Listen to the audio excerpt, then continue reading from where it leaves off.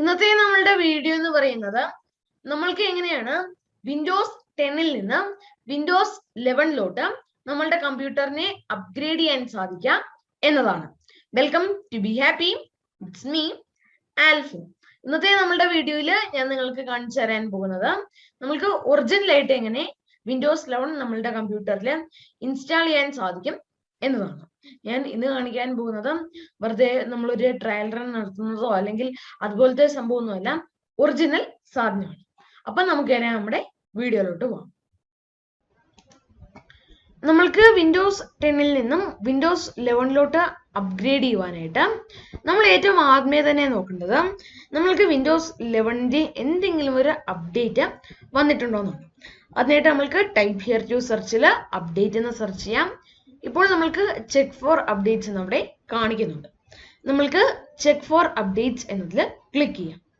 ഇപ്പോൾ check four updates open ചെയ്ത് വന്നിട്ടുണ്ട്. ഇവിടെ നമ്മൾ കാണാൻ സാധിക്കും you are up to date എന്ന്. അത് മാത്രമല്ല നമ്മൾക്ക് താഴെ this P C can run Windows 11 എന്നും കൊടുത്തിട്ടുണ്ട്. This P C can run Windows 11 നിങ്ങൾക്ക് വരാൻ ചാൻസ് ഇല്ല, കാരണം ഞാൻ നേരത്തെ ഒരു കോമ്പാറ്റിബിലിറ്റി ടെസ്റ്റ് നടത്തിയതുകൊണ്ടാണ്.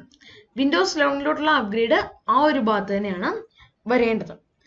നമ്മൾക്ക് ഇനി വിൻഡോസ് 11 നമ്മളുടെ കമ്പ്യൂട്ടറിന് വിൻഡോസ് 11 റൺ ചെയ്യാൻ സാധിക്കുമോ എന്ന് നോക്കണം.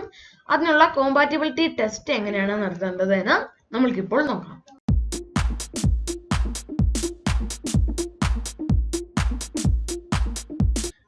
നമ്മൾക്ക് വിൻഡോസ് 11 നമ്മളുടെ കമ്പ്യൂട്ടറിൽ കോമ്പാറ്റിബിൾ ആണോ എന്ന് നോക്കുവാൻ, അല്ലെങ്കിൽ വിൻഡോസ് 11 നമ്മളുടെ കമ്പ്യൂട്ടറിൽ ഡൗൺലോഡ് ചെയ്ത് നോക്കുവാനായിട്ട്, അല്ലെങ്കിൽ നമ്മളുടെ കമ്പ്യൂട്ടറിൽ റൺ ചെയ്യുമോ എന്ന് നോക്കുവാനായിട്ട് നമ്മൾ ഏറ്റവും ആദ്യമേ തന്നെ ചെയ്യേണ്ടത് ഈ ഒരു വെബ്സൈറ്റിലോട്ട് വരികയാണ് വേണ്ടത്. ഈ ഒരു വെബ്സൈറ്റിൽ വന്ന ശേഷം നമ്മൾക്ക് ഇവിടെയുള്ള ഹൗ ടു ഗെറ്റ് വിൻഡോസ് 11 എന്നതിൻ്റെ താഴെ ചെക്ക് ഫോർ കോമ്പാറ്റിബിലിറ്റി എന്ന് കൊടുത്തിട്ടുണ്ട്.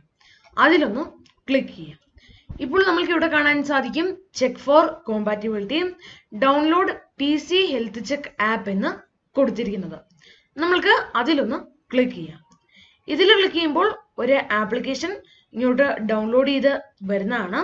ഇനി ഈ ഒരു ആപ്ലിക്കേഷൻ നമ്മൾ റൺ ചെയ്യുമ്പോൾ നമ്മൾക്ക് അറിയാൻ സാധിക്കും നമ്മളുടെ പി സി ഈ ഒരു വിൻഡോസ് 11 റൺ ചെയ്യുന്നതിന് ഓക്കെ ആണോ അല്ലയോ എന്ന്. നമ്മൾക്കിതൊന്ന് റൺ ചെയ്ത് നോക്കാം.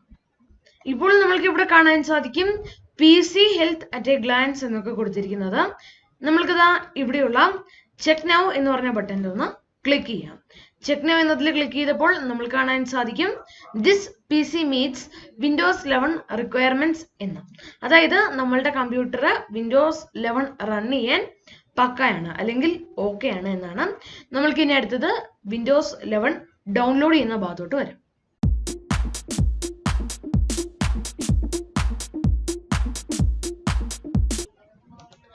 നമ്മൾക്ക് വിൻഡോസ് 11 ഡൗൺലോഡ് ചെയ്യുവാനായിട്ട് നമ്മൾ വരേണ്ടത് ഈ ഒരു വെബ്സൈറ്റിലോട്ടാണ്.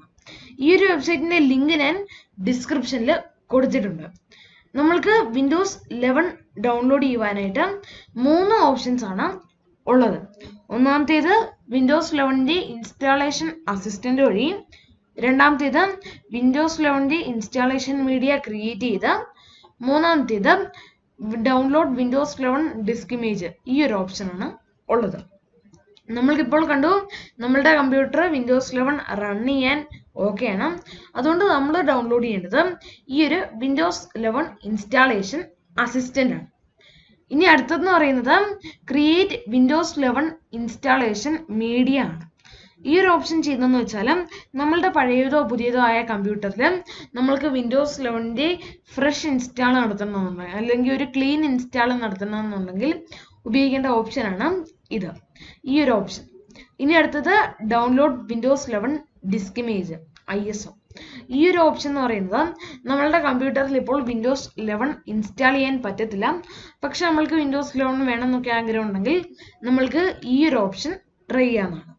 ഞാൻ ഇവിടെയുള്ള വിൻഡോസ് 11 ഇൻസ്റ്റാളേഷൻ അസിസ്റ്റന്റിൽ അവിടെയുള്ള ഈ ഒരു ഡൗൺലോഡ് നൗ എന്ന് പറഞ്ഞ നീല ബട്ടണിൽ ക്ലിക്ക് ചെയ്യുന്നു.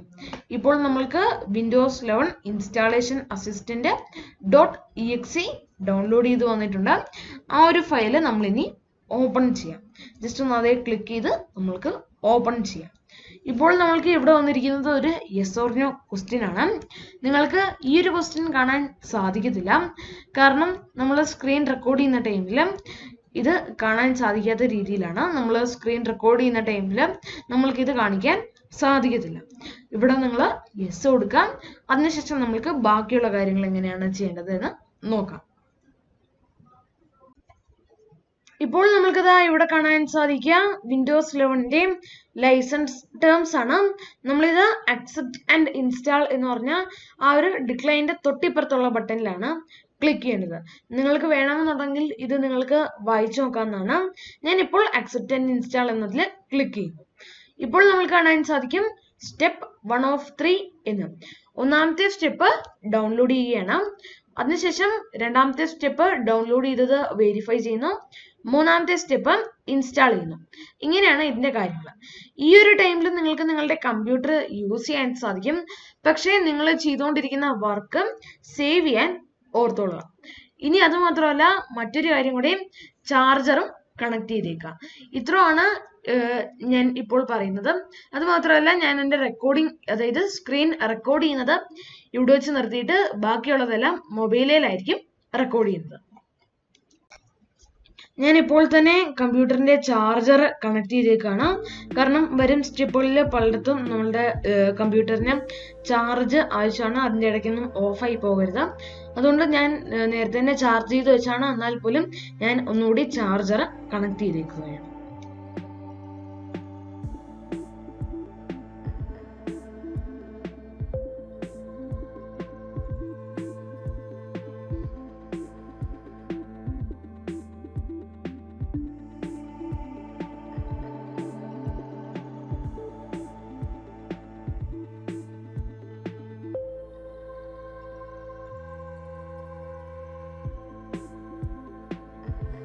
ഇപ്പോൾ നമ്മൾക്കത് ഇവിടെ റീസ്റ്റാർട്ട് നൗ എന്നതിലാണ് ക്ലിക്ക് ചെയ്യണത്.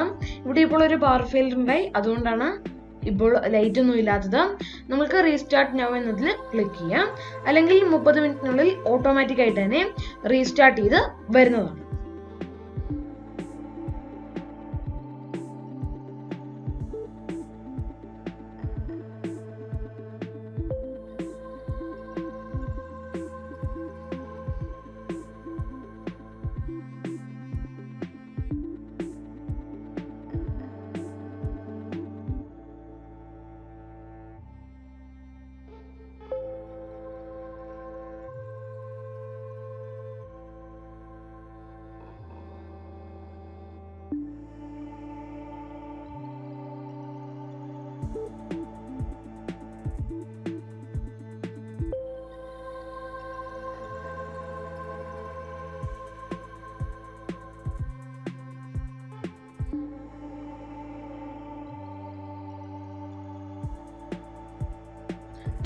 ഇതാണ് നമ്മളുടെ പുതിയ വിൻഡോസ് 11. വിൻഡോസ് 10ൽ നിന്ന് വിൻഡോസ് 11ലോട്ട് വന്നപ്പോൾ എനിക്ക് പ്രത്യേകിച്ച് എൻ്റെ ഫയൽസ് ഒന്നും നഷ്ടപ്പെട്ടതായിട്ട് എനിക്ക് തോന്നിയില്ല. അതുമാത്രമല്ല, ഇവിടുത്തെ ടാസ്ക് ബാറിലോട്ടാണ് വിൻഡോസ് 11ന്റെ മെയിൻ അട്രാക്ഷൻ വരുന്നത്. താഴോട്ട്, അതായത് ടാസ്ക് ബാറിലോട്ട് വരുമ്പോഴത്തേനും നമുക്ക് കാണാൻ സാധിക്കും എല്ലാ സാധനങ്ങളും നടുക്കോട്ടാണ് വന്നിരിക്കുന്നത്. വൈഫൈ, ബ്ലൂടൂത്ത്, ഫ്ലൈറ്റ് മോഡ് തുടങ്ങിയതിൻ്റെയൊക്കെ ആ ഒരു സ്റ്റൈൽ എന്ന് പറയുന്നത് ഇതാണ് ഇനി മുതൽ. അതുമാത്രമല്ല, നമുക്ക് ഇതിൽ ക്ലിക്ക് ചെയ്യുമ്പോൾ ഇവിടെ തന്നെ കുറേ ആപ്സ് കാണാൻ സാധിക്കും. ഓൾ ആപ്സ് എന്നതിൽ ക്ലിക്ക് ചെയ്യുകയാണെങ്കിൽ നമ്മൾക്ക് മുഴുവൻ ആപ്സും കാണാൻ സാധിക്കുന്നതാണ്. അതുമാത്രമല്ല, ഇപ്പോൾ നമ്മൾ ഏതെങ്കിലും ഒരു വിൻഡോ എടുക്കുകയാണെങ്കിൽ ആ ഒരു വിൻഡോയുടെ ഒക്കെ ഇനി സൈഡിൽ ഇതുപോലെ കേർവ് ചെയ്തായിരിക്കും, കോർണേഴ്സ് കേർവ് ചെയ്തായിരിക്കും വരാൻ പോകുന്നത്. അതുമാത്രമല്ല, നമ്മൾക്ക് ഇതുപോലെയൊക്കെ കാണാൻ സാധിക്കും.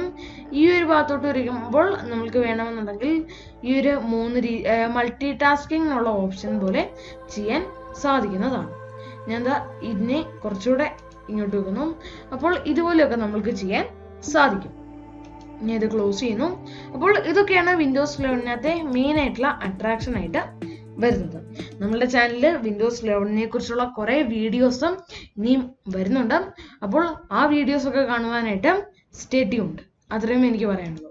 അപ്പോൾ നമ്മൾക്ക് ആ ഒരു വീഡിയോസുമായിട്ടൊക്കെ ഞാൻ വരുന്നതായിരിക്കും. നമ്മൾക്ക് അപ്പോൾ ആ ഒരു ടൈമിലത്തേക്കും ബാക്കിയുള്ള ചേഞ്ചസും ഒക്കെ നമ്മൾക്ക് കാണാം.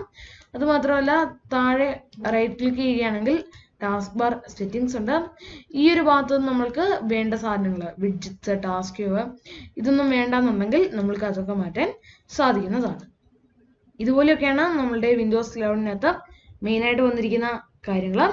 ഈ ഒരു ഭാഗത്തോട്ട് വരുമ്പോൾ നമ്മൾക്ക് ഈ ഒരു ഭാഗത്ത് തന്നെ ബ്രൈറ്റ്നെസ് കൂട്ടാനും കുറയ്ക്കാനുമുള്ള ഓപ്ഷൻസ് കൊടുത്തിട്ടുണ്ട്. അത് പുതിയതായിട്ട് വന്നിരിക്കുന്നതാണ്. ഈ ഒരു ഭാഗത്താണ് നമ്മളുടെ കണക്ഷൻ, വൈഫൈ കണക്ഷൻ ഉള്ള കാര്യം വന്നിരിക്കുന്നത്. ഇവിടെ ബ്ലൂടൂത്ത് ഞാനിപ്പോൾ ഒരു ലോജിടെക്കിന്റെ കീബോർഡ് കണക്ട് ചെയ്തിട്ടുണ്ട്. ലോജിടെക് കീബോർഡ് K480 ആണ് കണക്ട് ചെയ്തിരിക്കുന്നത്. അതുമാത്രമല്ല ഫ്ലൈറ്റ് മോഡ്, അലാംസ് തുടങ്ങിയ കാര്യങ്ങളെല്ലാം നമുക്ക് ഈ ഒരു ഭാഗത്ത് നിന്ന് സെറ്റ് ചെയ്യാൻ സാധിക്കും. ഈ ഒരു വീഡിയോ നിങ്ങൾക്ക് ഹെൽപ്ഫുൾ ആയി എന്ന് ഞാൻ പ്രതീക്ഷിക്കുകയാണ്. ഡൗട്ടുകൾ ഉണ്ടെങ്കിൽ കമന്റ് ബോക്സിൽ കമന്റ് ആഡ് ചെയ്യുക. See you in the next video. It's me, Alphin, signing out. Goodbye.